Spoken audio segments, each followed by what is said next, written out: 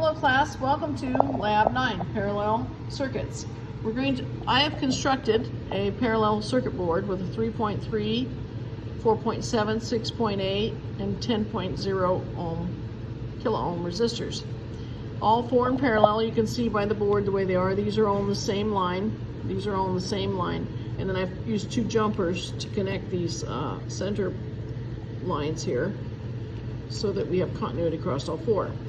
I'm going to turn on this meter. I've got it set to ohms. Okay, got to press the ohms button. And right now I am measuring the RT for the whole circuit. Okay, it's measuring all four resistors at 1.3 kilo ohms.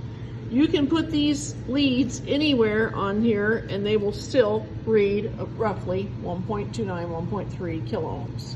Okay, because in parallel you can read that anywhere on the circuit, okay, as I just moved that. Leading up to this point, you're going to be, I've got the circuit set up in here where you're going to start down at the end, down there, you're going to start with R1, measure its resistance. Then it wants the R1, R2 parallel resistance total. Okay, there's those two. Now it wants the R1, 2, and 3 ohm resistance. There it is, 1.5K. And then the last step for measuring the resistance, all four of them. We're going to show you how to measure them. And then I'm also going to show you how to calculate them here in class. That's the first part of the lab. Then for the second part of the lab, where we put the ammeter in series with it, because you have to, when you're measuring ammeters, measure in series. And I didn't want to do this last time because I had to repair a bunch of meters before we could do this. Okay, so I'm going to turn my voltage supply on to 10 volts. I've got this all hooked up for you guys. But before that, sorry, turn that off. Go to this thing. Make sure you are in amps DC, okay, for your proper measurement. And I've got the circuit protector device on here right now with the fuse, because I had to change that fuse already today. I'm going to turn this on because it was not fixed before. 12 volts, and then I want you to measure. When I turn that to 12 volts, you can see how I've got this in series. It's a lot different than what we did last time. So coming out of my plus off my power supply, I'm going into my ammeter on the milliamp section of it with my circuit fuse protector here. Out of my comm, I'm going to make this like my plus lead. That's how you do this when you measure current. Take my plus lead, put it on here on my circuit. I've got my four resistors in parallel, just another way of building them. I don't have the jumpers here. My negative lead then is going to be off of my power supply here. So you can see how this is basically making this series circuit that's in your lab.